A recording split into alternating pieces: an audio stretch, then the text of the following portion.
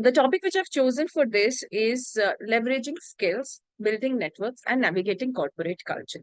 So Commander Ram is very well covered the kind of skills which we require for transitioning into corporate.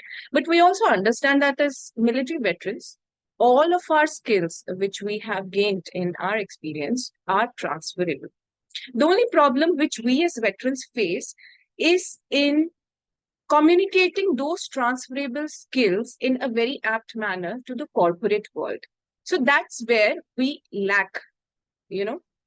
So that uh, uh, that problem which we face can only be overcome with practice, like Commander Ram said. So when he mentions that you have to practice for an interview, definitely that is a must. Everyone says make 10 stories, jot down 10 stories, 15 stories, and 20 stories, and write in star format: situation, task, actions, and result. It is required. But what is more required is to transform your experience, which you have gained in the military, into corporate lingo, into corporate jargon. So here I would like the audience to tell me what are those military skills which you think are the best of your skills. So one military skill which we always say is leadership. Leadership in high pressure situations. Okay, समझ लग गई है, veteran है, फौजी है, तो leadership तो है ही है. ठीक है, हाई प्रेशर सिचुएशन भी है, ठीक है, बट क्या high pressure, right? Project management under tight deadlines. Okay, so it's more like that. So you have to transform these words into something which corporate understands. So they understand deadlines, they understand timelines, they understand budget, they understand budget constraints, resource constraints, what there are 4 or 5 different constraints. They understand words like risk. They don't understand words like crisis. Okay, crisis management in corporate lingo is risk management, right? So you need to understand, instead of saying crisis management to someone, you have to say it's risk management. You did risk management. Then you need to know about what is risk avoidance, what is risk mitigation, what is this. There are 5, 6 kind of strategies for risk management. Okay, you have to go through that. Okay, और उसमें भी कोई course की requirement नहीं है, right? If only you do some work, you do some homework in transforming yourself into corporate environment, you would be able to find ways and means to gather knowledge, right? It is possible. It can happen. So next would be military skill. क्या होता है हमारा? Strategic planning. So what could be corporate equivalent of it? It could be business strategy development. So for us in military, our business has always been to protect India. For me in Air Force, it was to protect Indian airspace, right? For someone in Army, it's protecting, I guess, land, territories and all. For someone in Navy, to protect India's sea waters, right? So that has been our business. So we need to understand that everyone was in some business which involved India, which involved safety, security, safeguarding. So we were in business. Okay.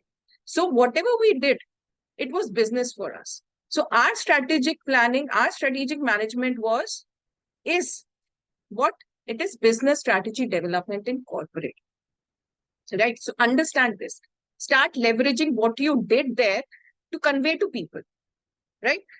Then team coordination. I have just covered team building, team coordination. Everything forms part of cross-functional team management. Then becomes someone would be from logistics. So logistics and supply chain management are totally different things. So if you want to have a career something related to logistics because you were a logistician in the armed forces, then maybe go ahead with saying supply chain management, because logistics and supply chain are different connotations. It depends. You can look down for differences between these two and then see. Because as of now, I think all veterans aim for supply chain management, not logistics.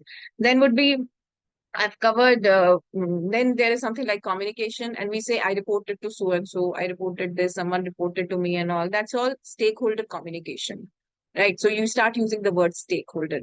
You start specifying internal stakeholder or external stakeholder, right? You start doing those things. Then training and development, which is something that I am very much interested in, which is very close to me. And that could be corporate training programs, right? So for you to tell them that you did such kind of programs, that person would understand, right? Then discipline and time management. These are two very good things about military people, and that would again involve meeting project timelines, right? Then would be decision making under pressure. Decision making under pressure can be executive decision making. So these are certain examples which I had jotted down, which I thought would be able to tell you about how you can start thinking uh, like a person from corporate, right? And you can do that. Definitely, you can do that. Perhaps that's how we should start. We should start by becoming more crisp, clear, concise in our communication, because we can be verbose, it's not a problem. But then when we have just 45 minutes to 1 hour of interview time, wherein we have to tell the person what we did, and we are at a disadvantage because we are not from corporate, then being crisp, clear, concise is what is required. That brevity is required so that you cover lots and lots in very less words, because you just have limited time. It's either that 45 minutes or 1 hour, or you don't get to the next round, right? So that kind of clarity would only come with practice. It would only come with when you kind of practice with your friends, with your spouses, whomsoever you find, right? With your relatives. I mean, you can catch hold of anything. And the best part is, the more you practice it with your civilian friends, get back to those friends जिनके साथ आपका connection छूट गया maybe, and renew those connections, because they would be doing wonderful, in civil. So it's better that you start reaching out to those people. And when you reach out to those people, they will help you, because they would understand that you are just going to enter the grind.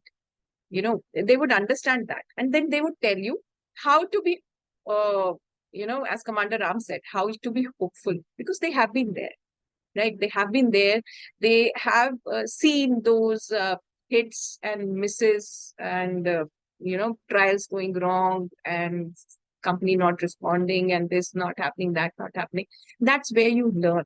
That's where you learn, because we never had that kind of experience in last 10, 11 years, because we were stable. No one could throw us out of the military. And that's not how corporate works. So your friends are going to be your best buddies in this, your civilian friends, right? I hate to use the word civilian, but dictionary यही कहती है कि जो x वो military में नहीं होता वो सिविलियन होता है. मुझे तो ऐसे लगता है ऑल ऑफ अस सिविलियंस हो गए, all of us Indians, so why not?